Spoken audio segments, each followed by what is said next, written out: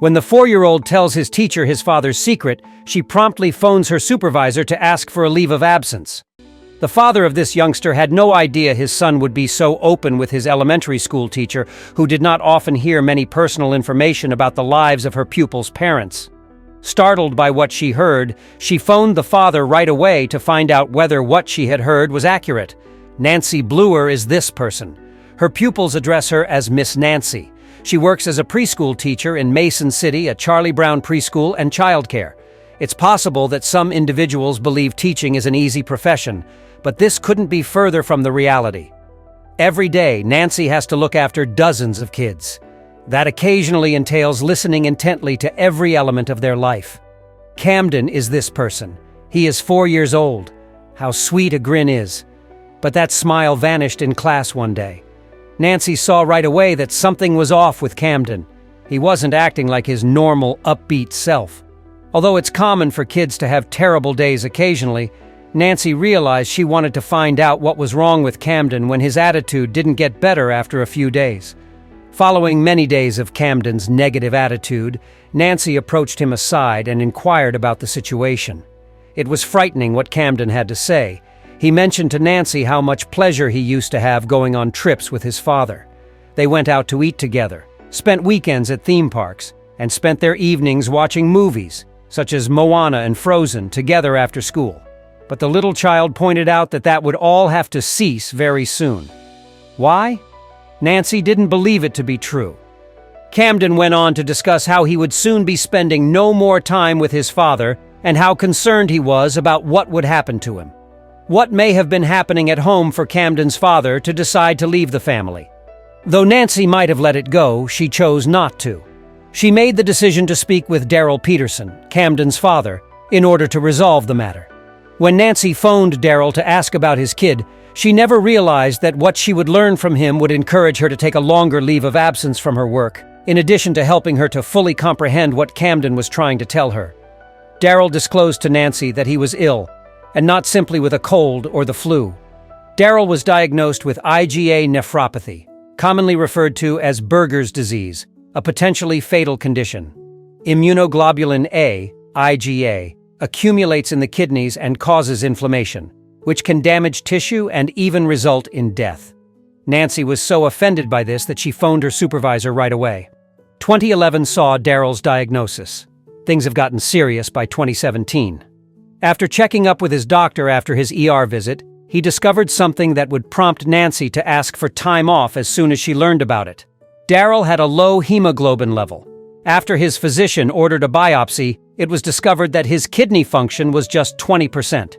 He could require a transplant to preserve his life because of how severe his failure was.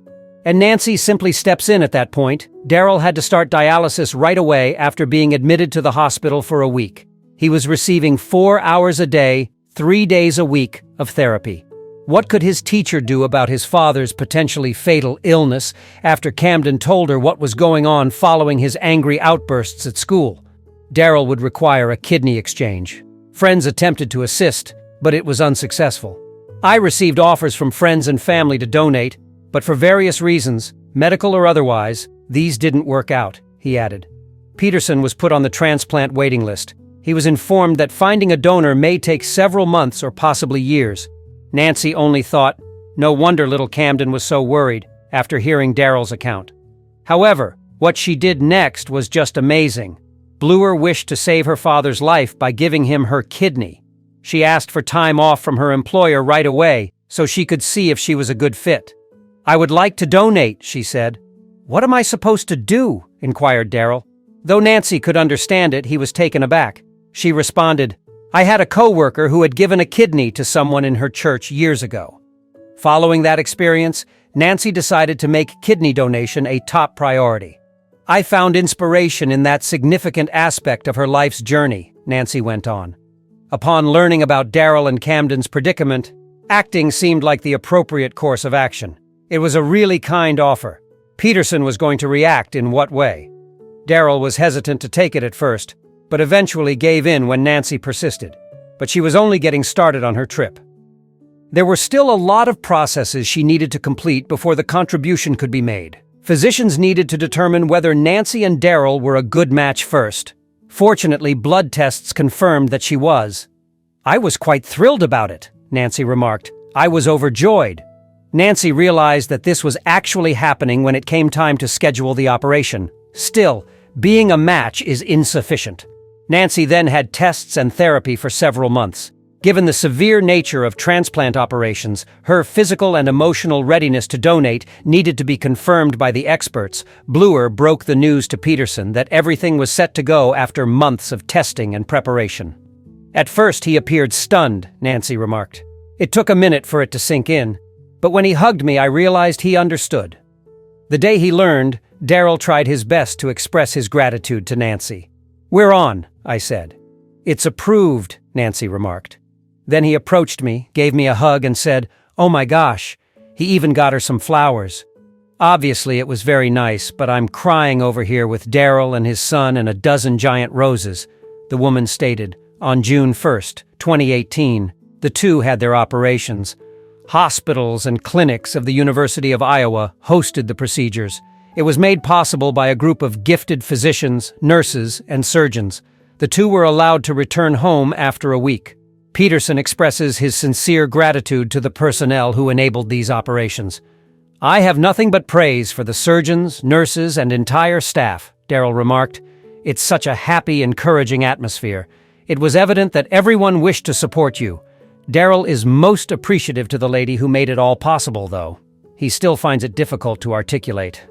"Have you ever expressed gratitude to someone for saving your life?" he posed. "People wait daily for kidneys, or any organ for that matter. I wish more people were like her." Daryl remarked, "She's giving me a second chance at life." Camden is also aware of the significance of this gesture.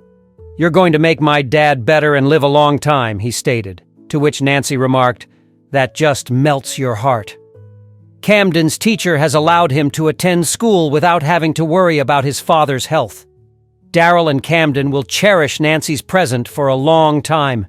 She remarked, "That was a really cool response, and it's good to know that I'll be able to talk about this and think, well, that was crazy, at Camden's high school graduation one day."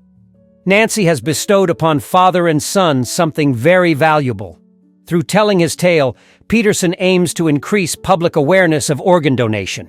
There are 93,000 patients on the waiting list for kidney transplants right now. Some will have to wait more than 10 years.